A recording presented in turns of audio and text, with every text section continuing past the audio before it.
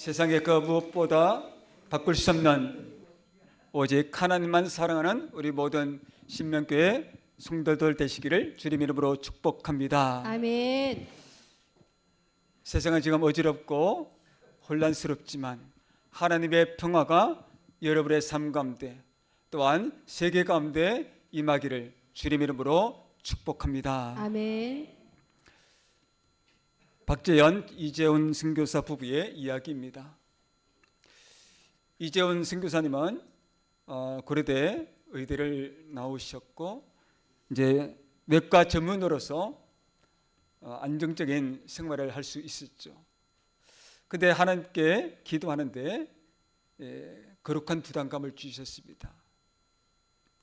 의료 혜택이 거의 없는 곳에 가서 섬기라.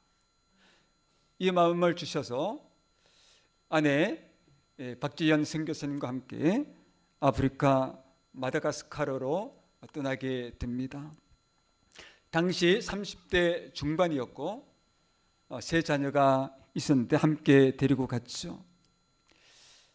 이 마다가스카르는 매우 세계의 가장 가난한 국가 중에 하나입니다. 특히 오지 지역에는 병원과 의사가 거의 없는 상황이었죠. 이재원 선교사님은 하나님께서 주신 지혜와 능력으로 최선을 다해서 그 오지에 아무도 의료 혜택을 받지 못하는 이들에게 하나님의 사랑을 전했습니다. 그렇게 오래도록 의료 선교사역을 감당해 오다가 이 박지연 선교사님이 목과 허리 디스크가 파열되었습니다. 이 교통도 이게 좋지 않죠. 비포장 도로에 차를 타고 쿵쾅대는 그런 도로를 지나니까 얼마나 힘들겠습니까? 그 외에도 수많은 사역을 감당함으로 인하여서 목과 또 허리 디스크가 파열되었습니다. 결국은 한국에 돌아와서 수술과 재활치료를 받게 되었죠. 통증과 두려움 때문에 그녀의 마음은 크게 흔들렸습니다. 다시 그 힘든 환경으로 돌아갈 수 있을까? 또 몸이 망가지면 어떻게 하지? 이제 한국에서 사는 것이 맞지 않을까? 이런 생각을 갖고 있다가 기도하는 가운데 하나님께서 주시는 음성을 듣게 되었습니다. 지연아, 내가 너 사랑하는 것 알지? 우리 함께 가자. 이 하나님의 따스한 음성에 흔들렸던 마음을 다시금 잡고 아프리카로 가서 사역을 하게 되었습니다. 선교와 사명은 혼자 버티는 일이 아니라 하나님과 함께 가는 길입니다. 오늘 우리는 선교사들처럼 해외에 나가서 복음을 전하지는 않을지라도 우리의 삶의 자리에서 선교사적인 삶, 십자가의 길, 복음의 삶을 살아가야 할 줄 믿습니다. 아멘. 여러분은 우리 신명교회라는 울타리 안에서 여러분의 삶의 자리, 지역과 이웃을 섬기고 복음을 전하는 선교사적인 삶, 십자가의 길을 걸어가고 있는 줄 믿습니다. 아멘. 우리가 선교사적인 삶, 십자가의 삶을 살아갈 때에 너무나도 부족하고 연약한 것을 느끼게 되죠. 그래서 우리는 여호와는 나의 목자시니 내게 부족함이 없으리로다. 이 다윗의 고백을 나의 고백으로 받아들여야 합니다. 아멘. 다윗의 이 고백이 저와 여러분들의 고백이 될 수 있기를 축복합니다. 아멘. 우리 함께 외쳐보겠습니다. 여호와는 나의 목자시니 내게 부족함이 없으리로다. 여호와는 너의 목자시니 내게 부족함이 없으리로다. 아멘. 아멘. 하나님은 오늘 우리에게도 다윗처럼 하나님에 대한 믿음의 고백을 하며 살아가길 원하십니다. 아멘. 저를 한번 따라가겠습니다. 하나님을 나의 믿음의 대상으로 고백하며 삽시다. 하나님을 나의 믿음의 대상으로 고백하며 삽시다. 아멘. 아멘. 다윗이 여호와는 나의 목자라고 고백한 그 배경이 어디에 있습니까? 그가 어렸을 때에 무슨 일을 했습니까? 그죠, 목자로서 양을 기르고 양을 쳤죠. 목자는 양을 위해서 푸른 풀밭, 쉴만한 물가로 인도해야 합니다. 또한 양은 방어 능력이 매우 약해서 들짐승에 취약합니다. 그래서 목자는 들짐승으로부터 양을 보호해야 합니다. 또한 양의 눈의 시야는 되게 넓어요. 270도에서 300도까지. 예, 여러분 견들줄 하면은 보이나요? 예, 그만큼 시야는 넓은데 그러나 시력은 선명하지 않아서 되게 약합니다. 그래서 잘 걸려 넘어지기도 하고 또 넘어졌는데 혼자 스스로 일어나지 못하는 그런 약한 동물입니다. 그래서 목자는 양을 지켜야 하는 것이죠. 그리고 양이 길치여서 길을 잃을 때가 있습니다. 그럴 때에 목자는 양을 찾아 헤매고 또 찾아서 데리고 와야 합니다.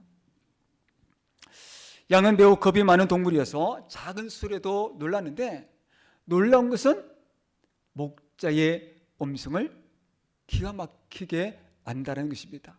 낯선 사람이 이야기하면 듣지도 않은데 목자가 이야기하면 그 음성을 듣고서 따르게 된다는 것이죠. 다윗은 이런 삶의 배경 속에서 자신 역시 하나님 앞에서는 양과 같은 존재구나.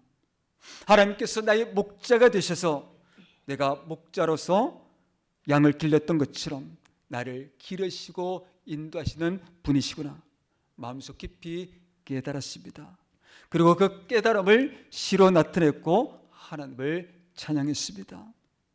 성도 여러분, 여러분에게 있어서 하나님은 어떤 분이십니까? 여러분은 하나님을 어떤 하나님으로 고백하고 있습니까?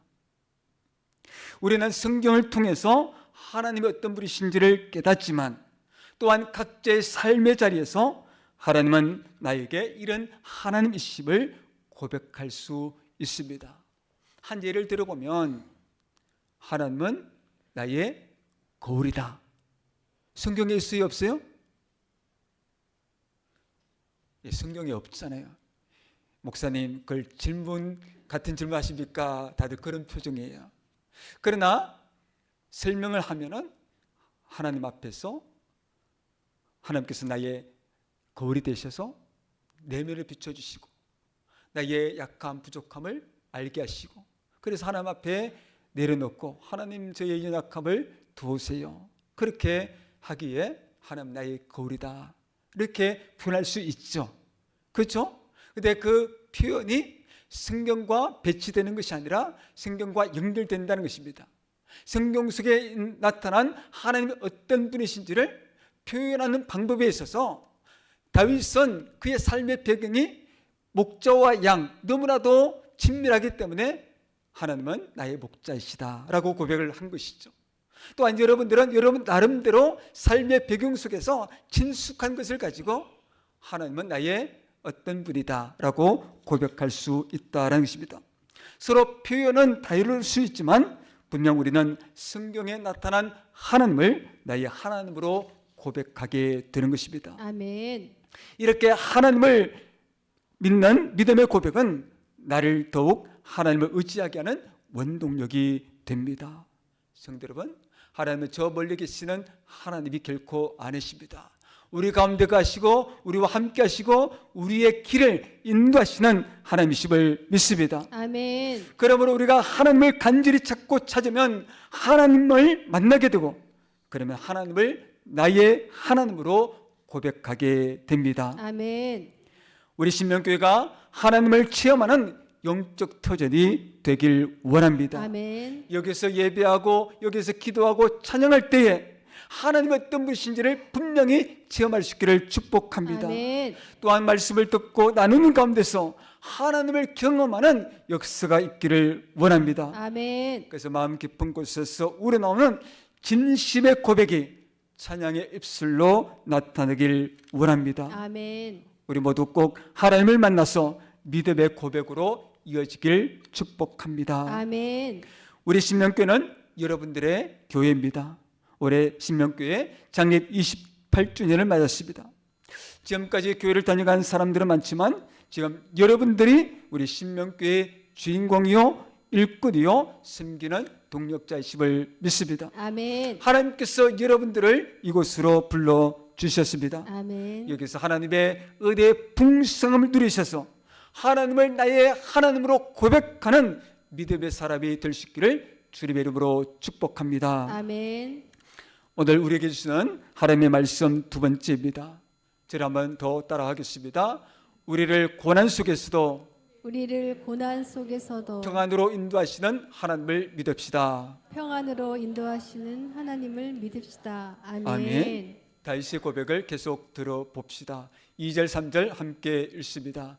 그가 나를 푸른 풀밭에 누이시며 쉴만한 물가로 인도하시는도다. 내 영혼을 소생시키시고 자기 이름을 위하여 의의 길로 인도하시는도다. 아멘. 다윗의 이 고백은 그가 결코 순탄하거나 평탄해서 이 고백을 한 것이 아닙니다. 우리의 인생 대부분이 그렇듯이 그에게도 사망의 엄침한 골짜기를 다닐 때가 있었습니다. 또한 자신을 대적하는 원수도 있었습니다. 본문 4절에 나오는 사망의 엄침한 골짜기는 인생의 위기, 고난, 역경, 혼란, 고통을 말합니다. 그렇다면 다윗이 경험한 사망의 엄침한 골짜기는 무엇인가요? 다윗이 인생에서 만난 대표적인 인생의 위기가 무엇일까요? 다윗이 사울 왕의 시기로 인해서 사울 왕이 그를 죽이려고 했죠. 그래서 도망을 다닐 수밖에 없었습니다. 유대 광야에서 이곳저곳에 숨어 지내다가 급기야 이스라엘과 대적 관계인 블레셋 나라로 도망치기도 했습니다. 그러나 그곳에서도 죽음의 위협을 느껴서 사람들 앞에서 미친 척을 하면서 침을 질질 흐르기까지 했죠. 이후 왕위에 오르게 됐죠. 왕위에 오른 후에 평탄한 길을 걸을 것만 같았던 그러나 그는 밧세바와의 간음을 하게 됩니다. 또한 그의 남편을 죽인 간접 살인죄를 짓게 되죠. 그의 인생에 씻을 수 없는 오점을 남기게 됩니다. 하나님이 보낸 나단 선지자로부터 죄를 지적받고 책망을 받았을 때에 다윗은 얼마나 마음이 괴로웠겠습니까? 그러나 그는 자신의 수치를 덮으려고 하지 않고 솔직하게 자신의 잘못을 인정하며 하나님께 회개하고 통곡하며 하나님의 자비와 긍휼을 구했습니다. 그리고 밧세바를 끝까지 책임지는 행동을 했죠. 그 이후 평탄한 것만 같았던 그의 인생에 또 다른 위기가 찾아왔습니다. 왕자 압살롬이 반란을 일으키게 된 것입니다. 이로 인해서 예루살렘 성에서 다른 곳으로 도피할 수밖에 없었죠. 피난길에 오를 수밖에 없었습니다. 그런 가운데 이 반란을 진압하는 과정 속에서 수많은 동족이 죽게 되죠. 뿐만 아니라 자기 아들 압살롬이 죽임을 당하게 됩니다.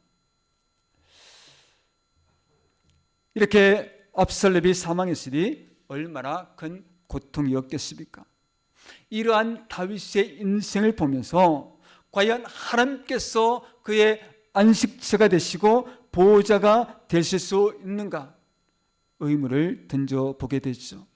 그러나 다윗은 인생의 사망의 엄침한 골짜기를 다닐지라도 온전히 하나님을 의지했고 하나님을 신뢰했습니다. 아멘. 그런 다윗을 하나님은 붙들어 주셨고 고난과 역경 속에서 목자가 되어 주셨습니다. 하나님은 다윗의 목자가 되어 주셔서 푸른 풀밭 쉴만한 물가로 인도하셨습니다. 사울 왕을 피해 도망다니는 중에서도 하나님은 그가 외롭지 않도록 사람들을 붙여주셨죠. 블레셋 나라로 잠시 피신한 가운데서도 죽음의 위협 앞에 놓여 있었지만 하나님께서 그를 보호해 주셨습니다. 도망자의 삶은 결코 편하지 않죠. 힘들고 지치고 피곤하고 두려움 속에 지낼 수밖에 없습니다.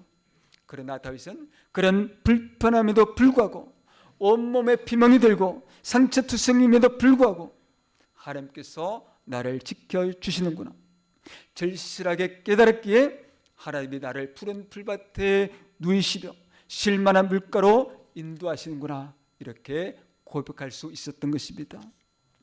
또한 다윗은 인생의 위기를 겪을 때마다 몸과 마음이 지치고 쓰러질 듯 연약한 상황에서도 하나님이 자신의 영혼을 소생시켜 주심을 느꼈습니다. 하나님께서 자신의 지친 몸을 일으켜 주시고 새 힘을 갖게 하시고 죄로 무너진 자신에게 하나님께서 자비와 긍휼을 베풀어 주셔서 용서의 은혜를 베푸시고 왕국을 떠나 피신한 가운데서도 자신의 몸과 마음을 지켜주셨음을 깨달았던 것이죠. 그래서 다윗은 이어서 자기 이름을 위하여 의의 길로 인도하시는도다 고백하고 있습니다. 여기서 이름이라는 것은 성경에 보면 그 사람의 성품, 명예, 신사람을 의미하죠. 그래서 자기 이름을 위하여, 즉 하나님의 성품, 하나님의 선하심과 신실하심을 나타내고 있습니다. 하나님께서 다윗을 지키시고 보호하신 것은 하나님의 선하심과 신실하심을 드러내기 위함이죠.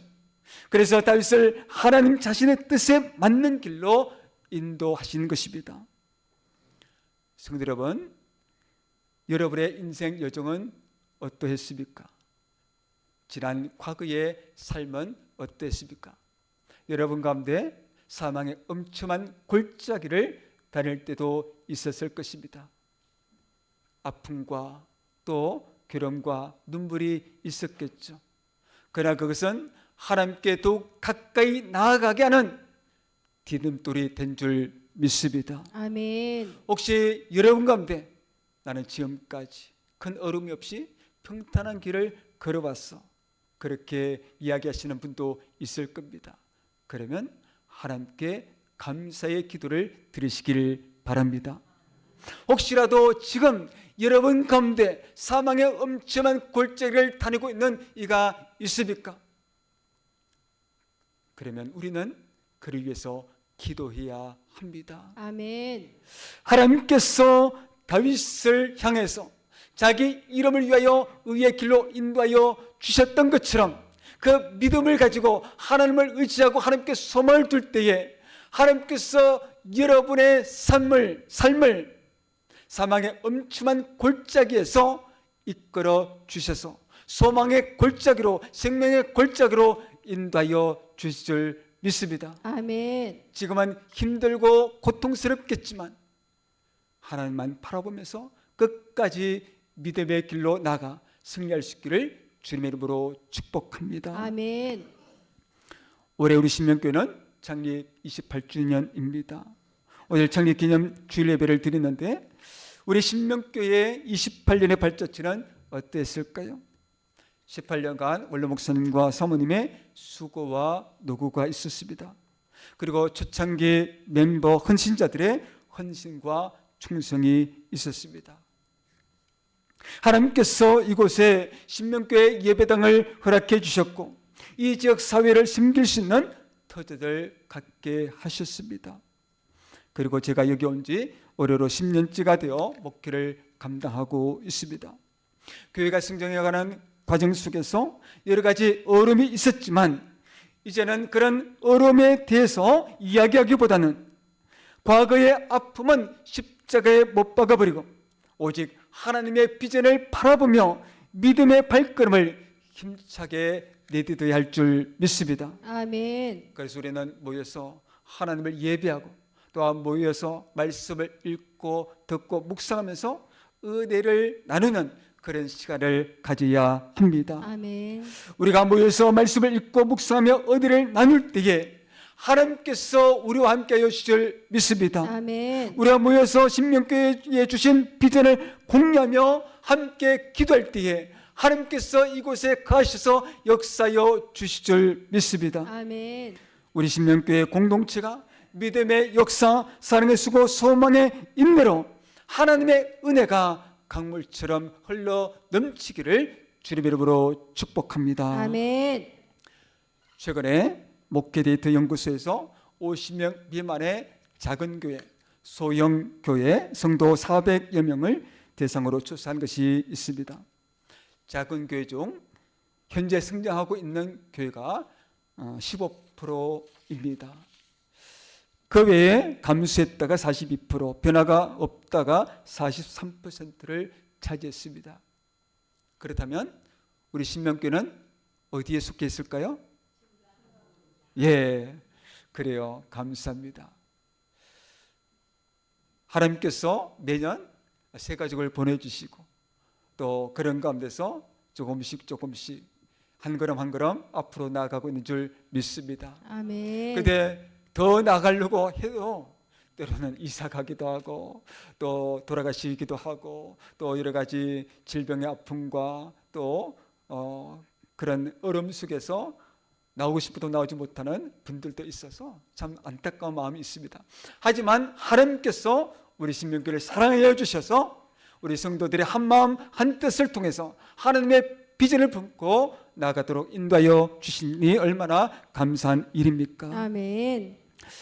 작은 교회 출석 이유가 무엇일까요? 라는 질문을 던졌습니다. 그럴 때에 가장 큰 이유가 가족과 아는 사람이 다녀서였습니다. 이어서 신앙적으로 성장할 수 있을 것 같아서, 그리고 교회가 지향하는 가치가 좋아서, 거리가 가까워서 등의 순이었습니다. 그런데 여기에서 주목할 것은 가족이라 아는 사람에 의해서나 또한 거리 때문에 출석하는 성도는 교회의 비전 또한 따뜻한 분위기 등 교회의 내적인 매력에 이끌린 성도보다 타 교회로 옮길 가능성이 많아요, 적어요? 많다라는 겁니다. 그렇다면 여러분들은 무엇을 붙잡고 믿음 생활을 해야 합니까? 하나님의 비전 또한 건강한 소그룹 모임을 통해서 여기가 내 교회구나, 그런 의식을 가져야 한다는 것입니다. 아멘. 성도 여러분, 여러분이 우리 신명교회 나오는 가장 큰 이유는 무엇이라고 생각하십니까? 우리가 보통 두 날개라고 그러죠. 하나는 예배라고 하는 날개가 있고 또 하나는 소그룹이라고 하는 날개가 있습니다. 이 두 날개를 붙들고 말씀과 기도의 삶을 통해 믿음이 성장하도록 경건에 힘쓸 때에 이 교회를 통하여서 하나님께서 영광 받으시고 여러분의 영혼이 강건하게 되어지는 역사가 있음을 믿습니다. 아멘. 또한 성도들이 직접적으로 말한 작은 교회 만족의 이유로는 교회의 분명한 비전과 방향성, 또한 목사의 설교, 교인 간 끈끈한 친밀한 교제, 이런 순이었습니다. 그러니까 부족하고 연약한 저를 위해서 기도해 주셔야 합니다. 이곳에서 선포된 말씀을 통해서 여러분 성령 하나님께서 여러분 마음 가운데 가셔서 감동을 받을 수 있도록 그렇게 기도해 주시기를 바랍니다. 아멘. 또한 신명교회의 비전을 붙들고 나아갈 수 있기를 원합니다. 신명교회의 비전은 무엇일까요? 3N 플러스 비전 120입니다. 3N이라는 것은 새 생명, 새 기명, 새 사명, 앞에 뉴 세 글자를 따온 것입니다. 그래서 새 생명은 복음으로 새로운 생명을 낳는 교회, 새 계명은 예수님께서 주신 새 계명을 지키는 교회, 새 사명은 하나님께서 주신 사명을 실천하는 교회입니다. 이를 위해서 우리는 복음을 전해야 되고, 이를 위해서 우리는 하나님을 더욱더 뜨겁게 사랑하고 그 사랑의 마음을 가지고 우리 성도들을 사랑하고 그 뜨거운 하나님을 사랑하는 마음으로 가정에서 가족들을 사랑하고 또한 이웃을 사랑해야 될 줄 믿습니다. 아멘. 지난 수요일부터 또 토요일에 전도를 시작했습니다.